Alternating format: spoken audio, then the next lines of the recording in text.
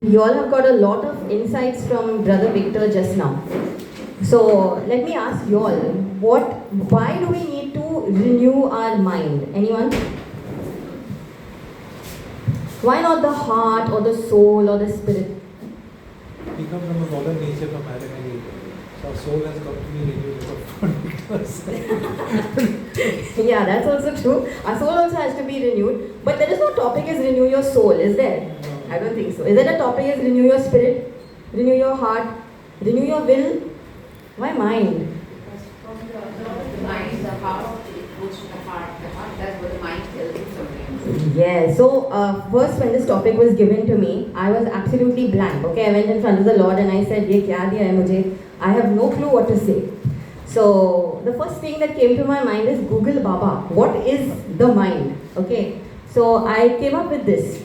So on the left side is your Google explanation, and on the right side is what insights I received from the Lord. Okay, so the element of a person that enables them to be aware of the world. Are we aware of the world? In what ways? through our senses. Through our senses, through what is happening around us. So I'll give you an example of how aware of the world I was. So when I was in school, I grew up in Bahrain, okay, so there we did not have the pigtails with the ribbons and all that stuff. We could come up dressed to school as we want. So suddenly one day I went to school. I'm usually used to tying a plait. I had this much long hair, I would tie a plait. Suddenly I went to school and everyone has got these bumps on their head. Okay, I'm like, what is this? So I went to my friend. Me and my friend were a little backwards in all this fashion and all that. So I asked her, ye kya hai? So she's like, it's a poofa. So I said, oh, you know what? From tomorrow I want a poofa. I went home and I told my mother, Mom, tomorrow, you know what? Make a poofa for me. My mother is like, what is this poofa now? So at 4 o'clock in the morning we got up and my mom is struggling to make that poofa for me. Okay, it appears I did not have the hair for the poofa, unfortunately. So that fashion totally failed. But it was, what exactly is it? It was an awareness of the world. Why are we so aware of the world? Why do you think we are so aware of the world? What is the innate thing in us that makes us feel like, you know what, I also want to do this? What is it in us? It's our flesh that wants to be like the world. It's our flesh, but it is also a thing which is given to us by God. It's a feeling that we want to belong. Right? It's a feeling that we want to belong. We want to be a part of something. But of course, God has called us to be a part of something greater. And what is the thing of aware of the world? We have to be aware of God. Okay? So another thing about me is, I grew up with, like what do you say, with some of the popular crowds and all. Where in high school only they had their boyfriends and girlfriends. Okay? So these girls would come into school with their boyfriends carrying their bags and books and everything, okay? So I'm like, hey, you know what, God, even I want a boyfriend. Yeah, it's so nice to have somebody carry a bag and all. And I can only imagine Jesus behind me carrying my cross saying, I'm carrying your cross, Baba, why you want someone to carry your bag? You get what I'm saying? So it is this idea that, we want what everybody else wants. So our awareness is less towards God and more about what other people want. So this is point one. The second is aware of our experiences. Now, if you buy a certain product, okay, how do you know how to use it? Like say it is a kitchen appliance or it is a sunscreen. How do you know how to use it? Instructions. The instructions. Who gives the instructions? The company that makes it, the company that manufactures it. But we are so smart that we have been given this product of life, but we know how to live it. Right? So, do we consult the maker on how to live our life? So, aware of God's experience, right? Aware of God's experience. The third and fourth points, I guess, are already covered by Brother Victor in how to think. So, how do we usually think? Now, say something bad happens in our life. What do we think? What is the first thought that comes to our mind? Why me? Why me? Yes. Why me? Is a very common question. And then what else? Do we say like, how Brother Victor said, thank you God for this razor. We don't do that, right? The first thing that comes is disappointment and negativity. But what does a renewed mindset, to think from God's perspective. You know the story of the man, right? Like there was this man on his way to work and he was already late and his car just wouldn't start. So this is somewhere in Canada where they are, meters below the snow and things like that, and his car is not starting, this, that. And then he has to catch a bus and go to work, and then that bus becomes late. And there's a whole series of events that happen, just like Brother Victor says. But when he reaches his workplace, what does he come to know? That there was a huge accident which happened on the highway, which would have probably harmed him. So what was God's perspective of the car not starting and things not going his way? God was protecting. Protection. So many times we don't see that. Many times things happen to us, but it is always for our good. God's perspective is always for our good. Then we have to feel. What do we usually feel in our lives, in our day-to-day lives? What are we open to feeling? Sorry? Negativity. What else? Sometimes we feel happy, we are joyful. So our emotions, right? Yeah. We are open to feeling our emotions. Do we stop and try to feel God's presence? So there's this one experience from mine. This is in the starting of my journey, where I was on the way back, traveling from work, and I had a very, very bad day. Okay, and I was just like, this boss, this Sadhu, she's ruining my life. I'm going to leave this job and blah, blah, blah, and things like that. And suddenly, I was on my phone. I just happened to, look up, and I saw this beautiful sunset. Okay, I saw this beautiful sunset, and I was like, wow, it was so beautiful. And I'm a person who loves art. I love the colors. I love the look of nature and everything. And I just felt enveloped by God's love on that day. I just felt enveloped, and I had tears in my eyes. And I took the person's hand sitting at the side of me. I'm like, dekho, look at that, so beautiful. And I looked behind my seat, so beautiful. And people in the bus are like, ye pagal ho gaye hai ki kya hai? Like, because they are so busy. हाँ अच्छा ठीक है, मतलब रोज होता है. So what do we feel? Do we feel God's presence in our lives? So that sunset was a turning point in my life where I realized that, how Brother Victor said, God doesn't love you. Really? Here's the sunset for me to see. Something so beautiful. Right? Which happens every day for our good. It's because of the sunrise that we wake up, it's because of the sunset that we know now it's dark and we have to go to sleep. Everything is built for our good. Okay, so this is what, the definition of the mind, this is what inspired me, to begin my talk with this. So in the next slide, David Kusheri, a psychologist, says, the mind is a powerful force. It can enslave us or empower us. It can plunge us into the depths of misery or take us to the heights of ecstasy. Learn to use the power wisely. Right? So I'll give you an example. The stark difference between my dad and mom. Okay? So my dad is a heart patient. Okay? So we came to know that he has blockages in his heart and has to undergo a bypass. Now the question is how to tell my dad, because the doctors, when you tell the patients, they start getting anxious and worried and things like that.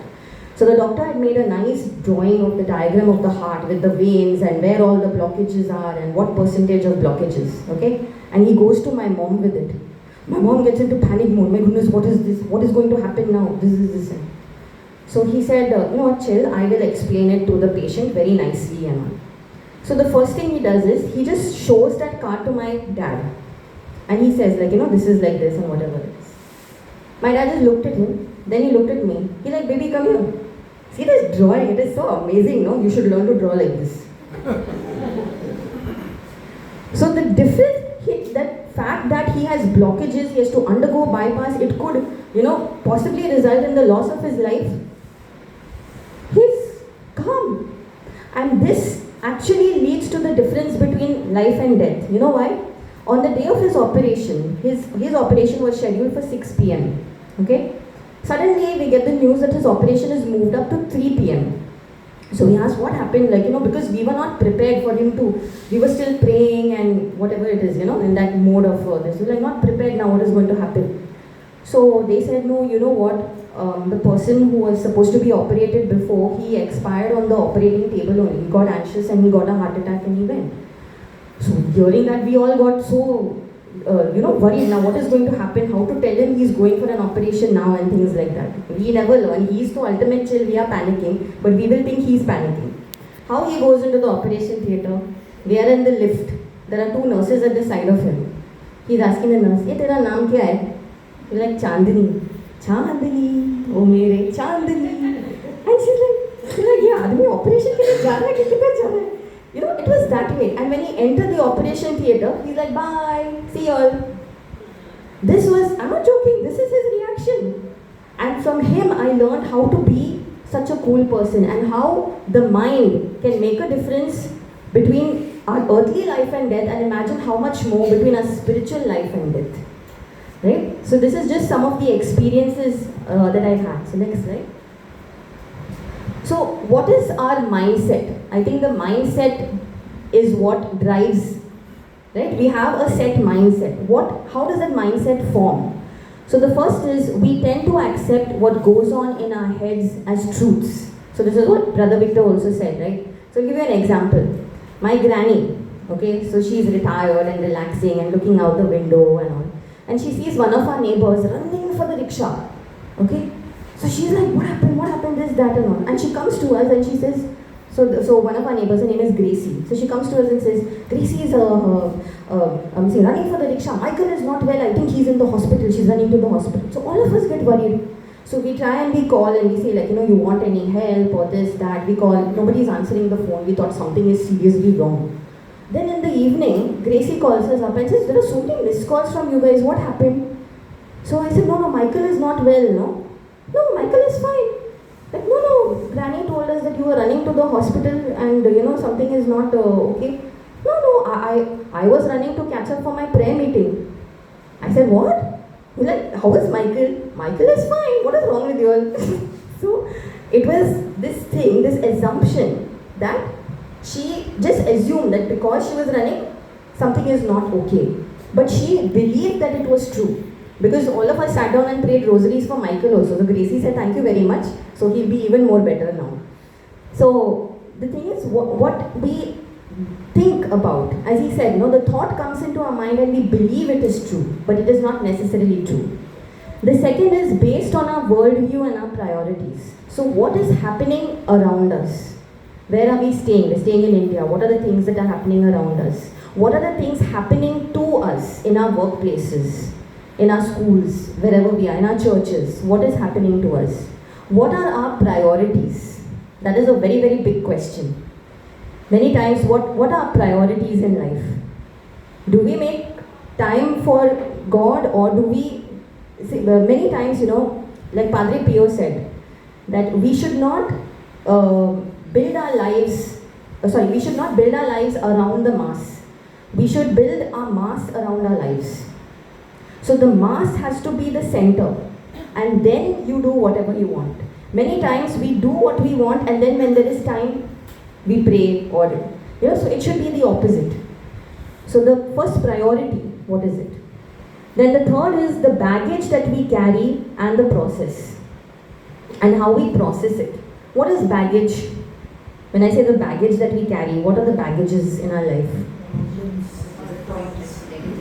Negative thoughts. How do those negative thoughts come in? Fear. Yes. Fear because of what? Sorry? The unknown. Unnecessary worries. So anything that happens to us, mostly when it is something not good, our thoughts spiral us into a whole series, and it affects the way we do things and the way we even see other people. For example, my mom, she suffered a lot of, you can say, emotional abuse in her life. So anytime, even if I or dad ask her something, like, why did you keep this phone from here to here? She will start from morning when she woke up, what she did and why she landed moving the phone from here to here. What is that? It's over-explaining.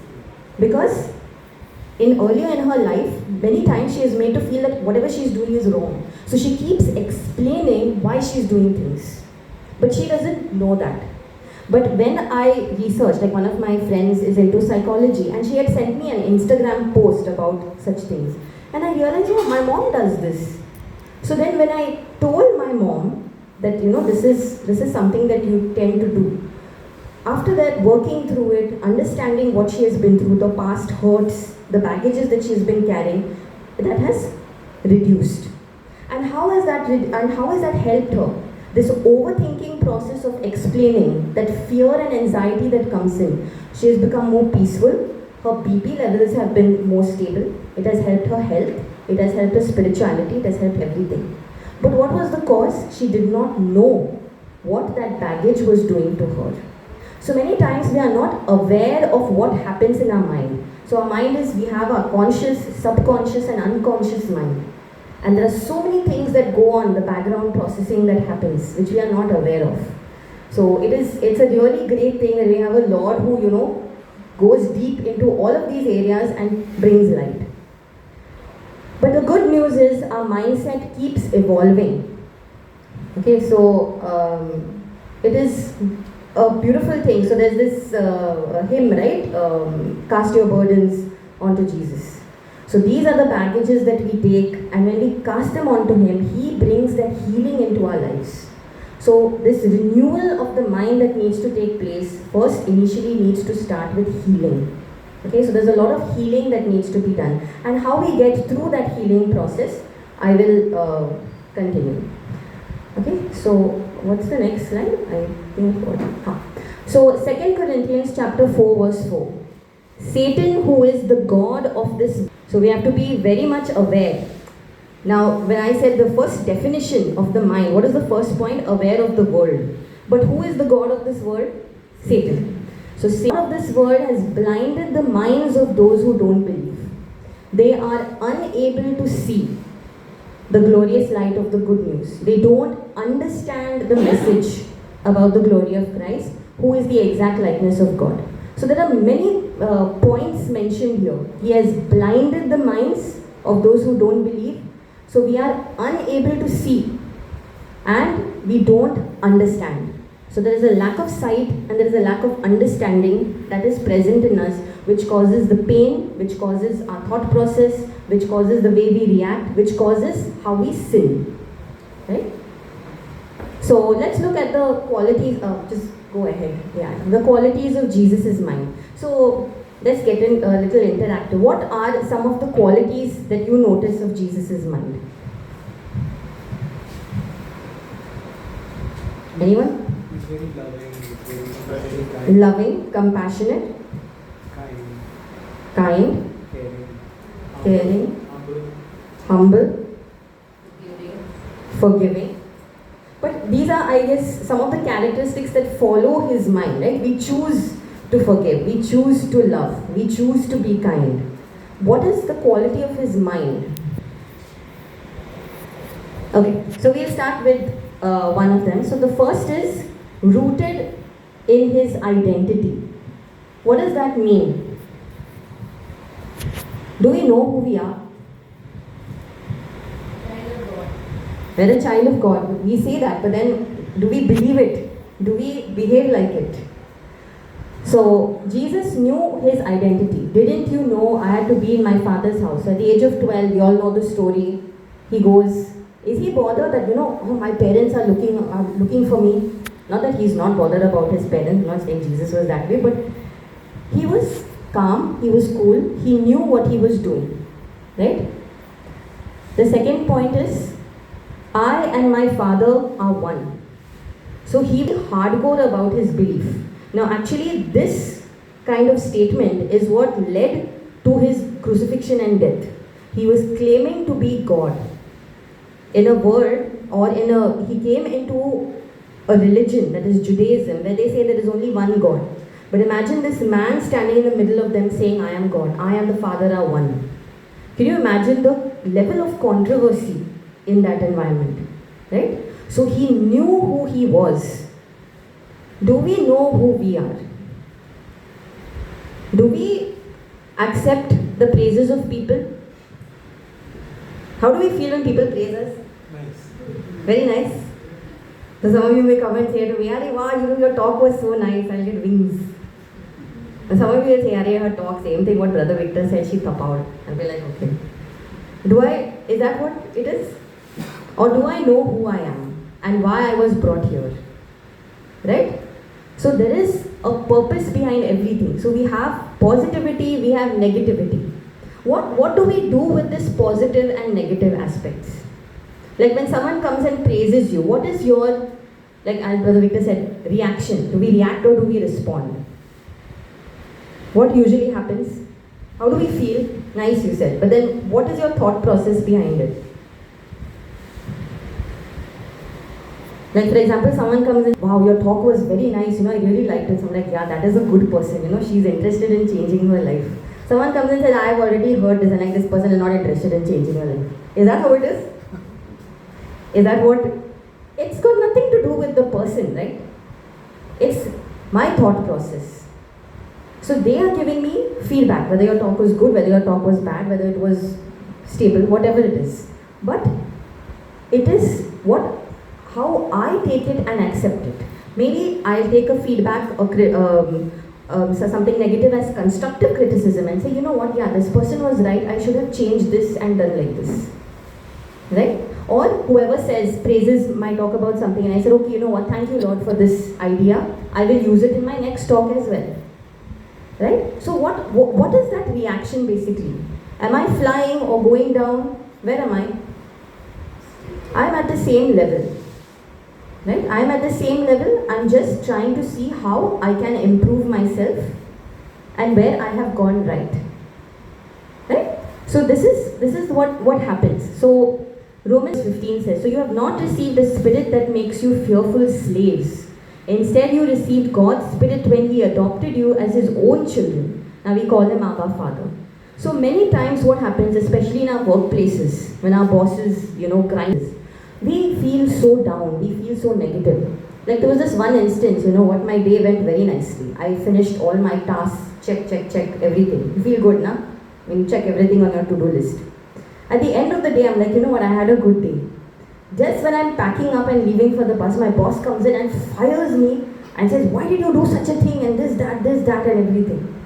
And I'm like, "Arey yaar, this lady is so kharoos, everything I did so nicely. One thing went wrong and she fired me for it." So I went home in the bus and of course, she fired me, so I fired my mother at home. My mother is like, "Maine kya kiya?" My mother got irritated with me, she fired my father. But thankfully my father is one of the most calm persons. He's like, "Okay, these ladies are not doing too well today, I better keep my mouth shut." So, but this is what it happens. It was like a constant one-to-one, passing the parcel kind of situation. So, but what happened to me? I allowed myself to be a slave to whatever that scenario went through, right? I could have, as Brother Victor said, responded. So what does response mean? It means stopping and thinking.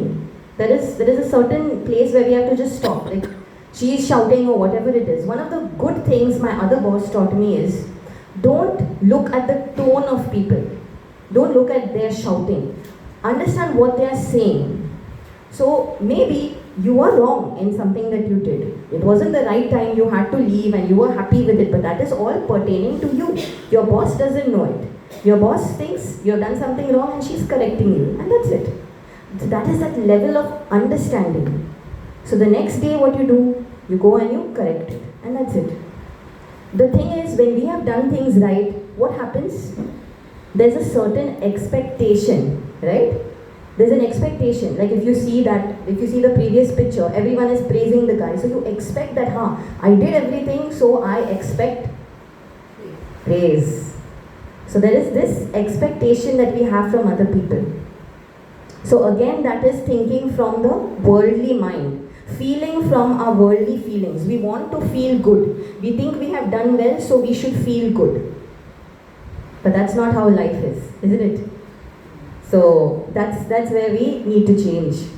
And that's why it says, the spirit, you've not received a spirit that makes you fearful slaves. So slaves need not only be fearful, you're just being slaves. You're just going through the motions based on what happens around you. So there's this, a tendency to react. Then we have Ephesians 1 verse 5, which says, God destined us for adoption as His children through Jesus Christ, according to the good pleasure of His will. Now, have we done anything to gain that?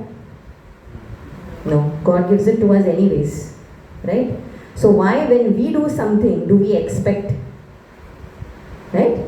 God doesn't expect us to be perfect. One of the best things that I always, one of the words that I focus on in the Bible is, like as Brother Victor said, pursue holiness.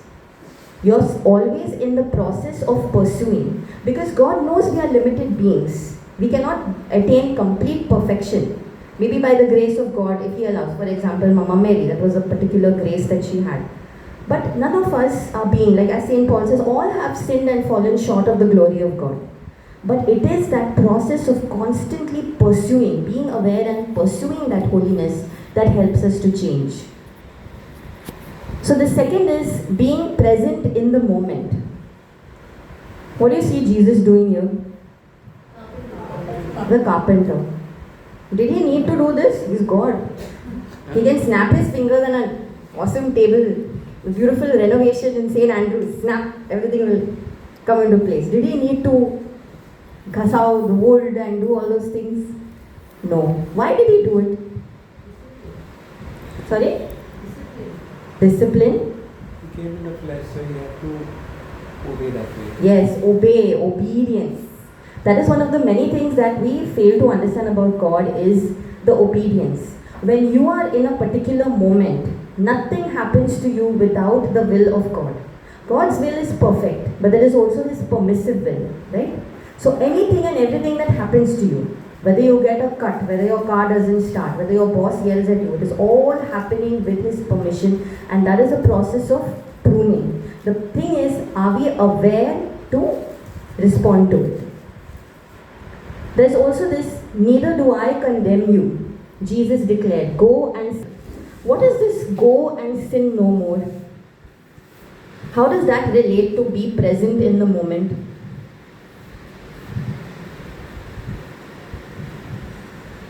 So the point is that we have to be present in each moment. So what this command, go and sin no more, what is He asking of each one of us? Sorry? To be holy, but By not sinning. not sinning, yes, but how does it relate to be present in the moment? So I'll just give you an experience that I had, okay?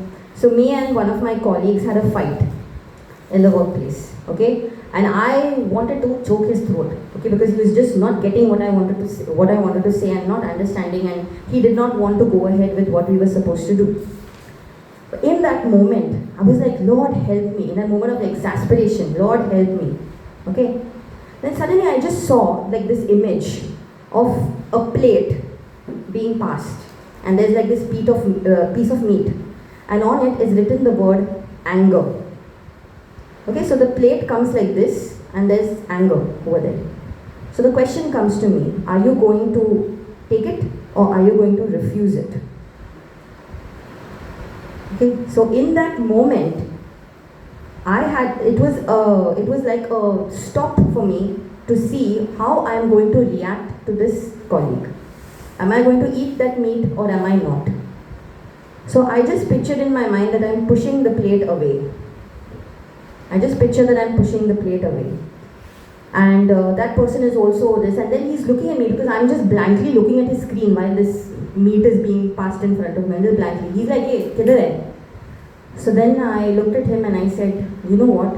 We'll take everything and we'll just go to our boss and see what to do with it. He was shocked because until then I was like a rabid dog, like that at him. And now suddenly I just stopped and I said, you know what, we'll just take it. So he said, kya hua tere ko? So then I said, this is what happened.